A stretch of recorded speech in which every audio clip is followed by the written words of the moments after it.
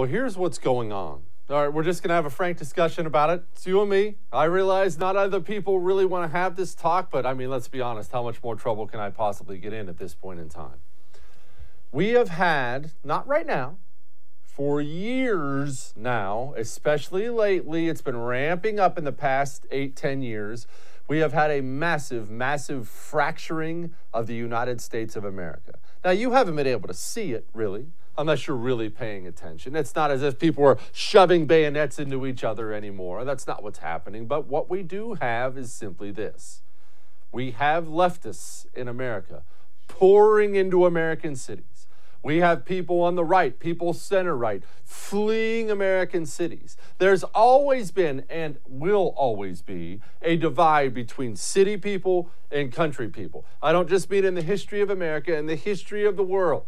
City people look down on country people as these idiotic, uneducated rubes, and country people look at city people as these godless, weak savages who can't skin a deer. That division has always been there.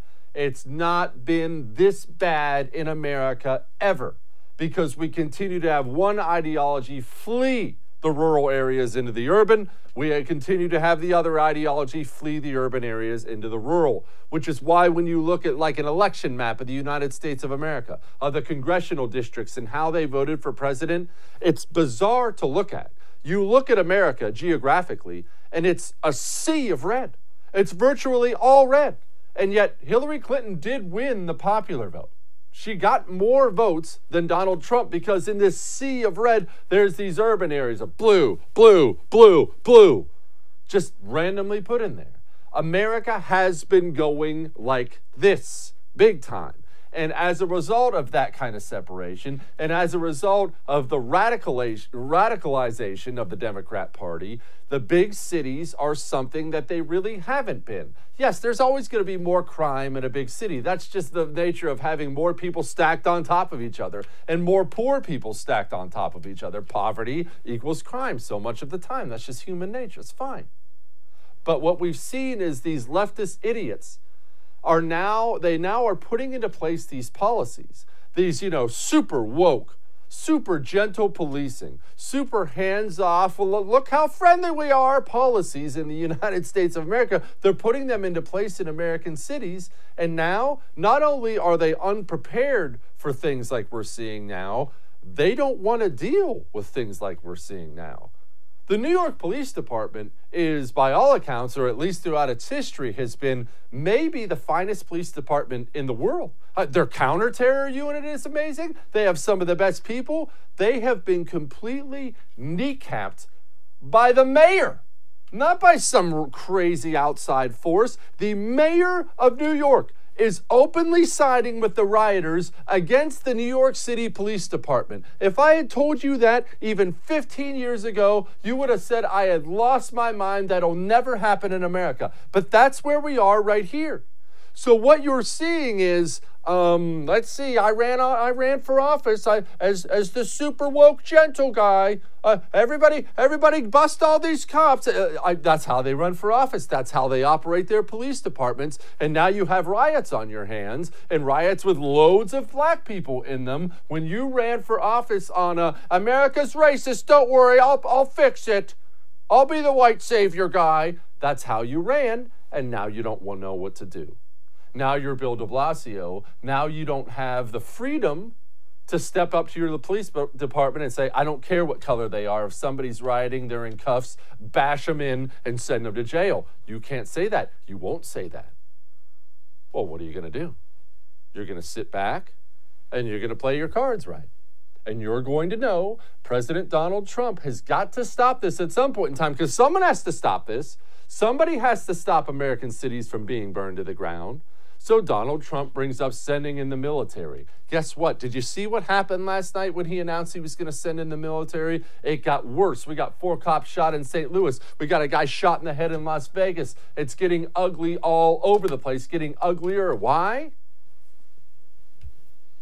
Because they want Donald Trump to send in the military. If you're some jerk mayor like de Blasio, you get to put down the riots, which you do want to stop, And you get to put down the riots while blaming all the collateral damage from putting down the riots on Donald Trump. You don't have to appear racist.